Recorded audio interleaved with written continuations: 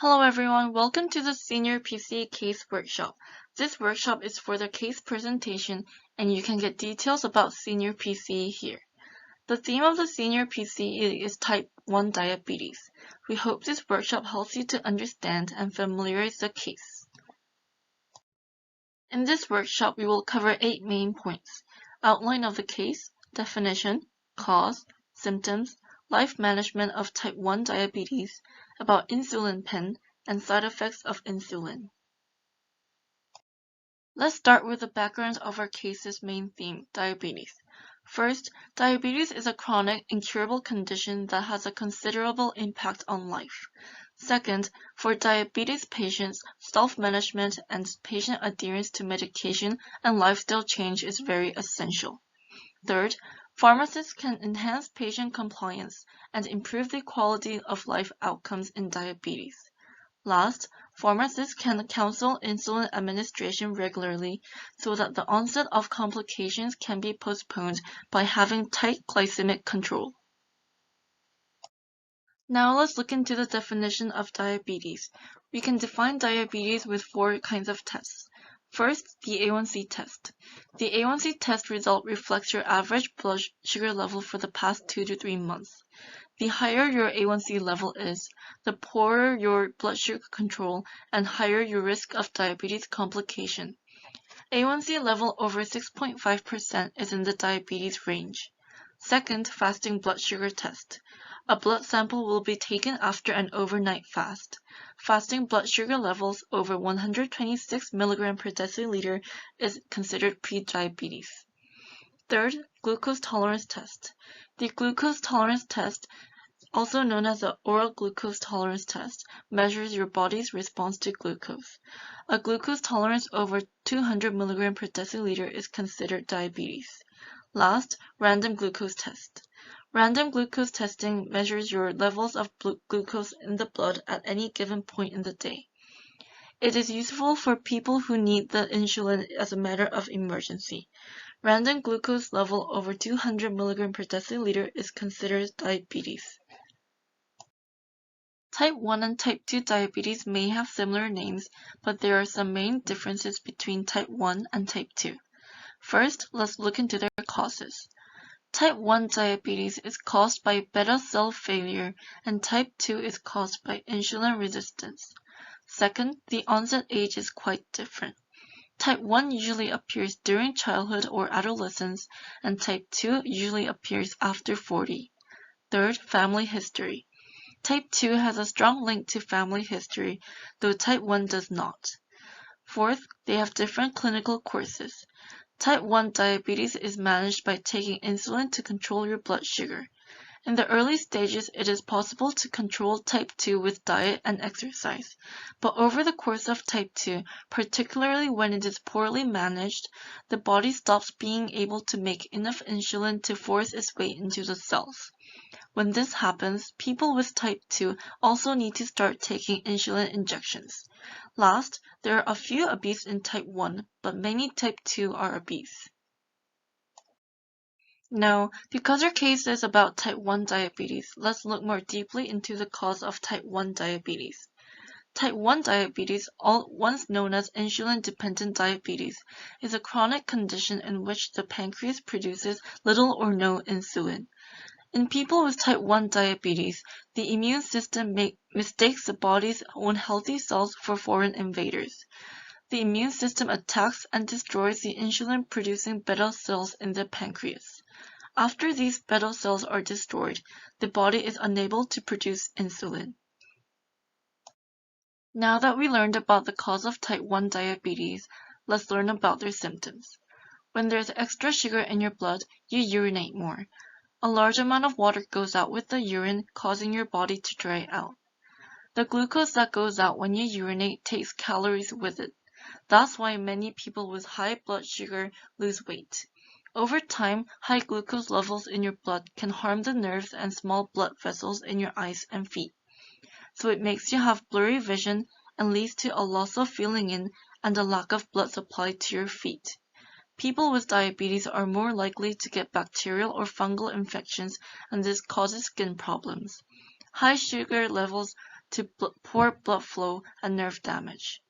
And this raises your chances of injury and makes it harder for open sores and wounds to heal. As we know, we can manage diabetes via lifestyle change. So let's talk about what kinds of lifestyle changes are needed for diabetes management. First, making healthy food choices. Choose non-fat dairy and lean meats. And you should limit foods that are high in sugar and fat. Remember that carbohydrates turn into sugar, so watch your carb intake. Secondly, being physically active. You don't have to join a gym or do cross-training. Just walk, ride a bike, or play active video games. The goal should be 30 minutes of activity that makes you sweat and breathe a little harder for most days of the week. Third, controlling your blood pressure. Fourthly, controlling your cholesterol. Fifthly, test your blood sugar and keep a record of the results. See a doctor at least twice a year and check the level of cholesterol, blood pressure, and A1C.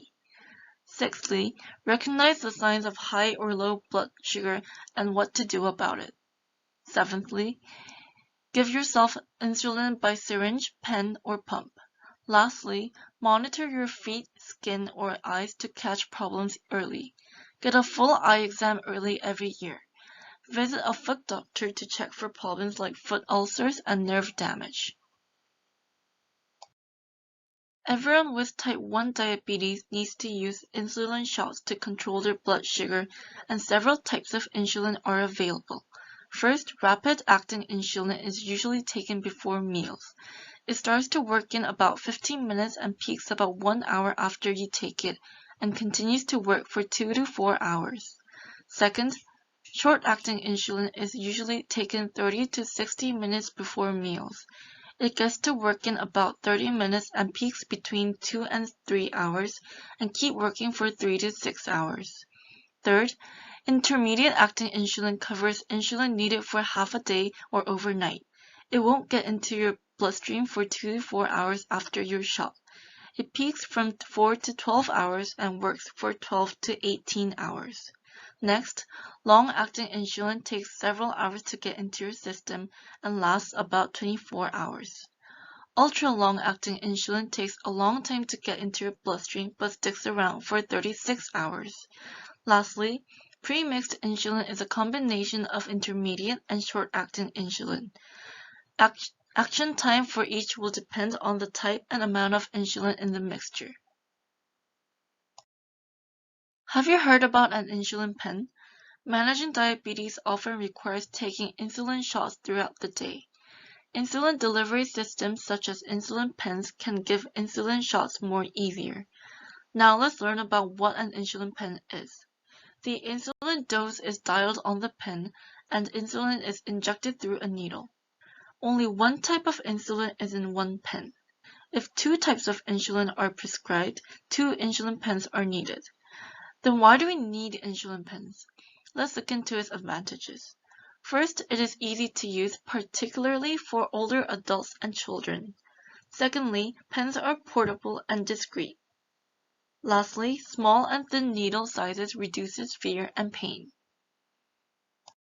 People diagnosed with type 1 diabetes usually start with 2 injections of insulin per day of 2 different types of insulin and generally progress to 3 or 4 injections per day of insulins of different types. Bolus insulin is short or rapid-acting insulin taken at or before mealtimes to control blood sugar levels. Basal insulin is intermediate or long-acting insulin taken to keep blood sugar levels steady between meals and overnight. A basal bolus routine involves taking a longer active form of insulin to keep the blood glucose levels stable through periods of fasting and separate injections of shorter-acting insulin to prevent rises in blood glucose resulting from meals. So rapid-acting insulin taken at meal times and long-acting insulin taken once or twice a day. Let's now turn into insulin pens. Unopened insulin and new insulin pens require storage in the refrigerator. If using a new pen, remove it from the refrigerator 30 minutes before use. However, once a person has opened insulin, some insulin pens keep the hormone at room temperature and out of direct sunlight. Acceptably, open Tresiba require storage in the refrigerator. When a person stores insulin at room temperature, it lasts for around 28 days. Mix the insulin by gently rolling the pen between the palms of the hands. Don't inject the insulin in exactly the same place each time, but move around the same area. Many people with diabetes must take insulin to stay healthy. However, insulin therapy can cause a range of side effects. Hypoglycemia is the most common and serious side effect of insulin. Insulin shots cause the cells in the body to absorb more glucose from the bloodstream. As a result, taking too much or administering an injection at the wrong time can cause an excessive drop in the blood sugar. But not using enough insulin can cause hyperglycemia. Missed insulin treatments or inadequate insulin therapy or a malfunctioning insulin pump can leave you with too little insulin in your system, triggering diabetic ketoacidosis. Thank you for your attention. I hope you will have gained an insight into the senior PCE.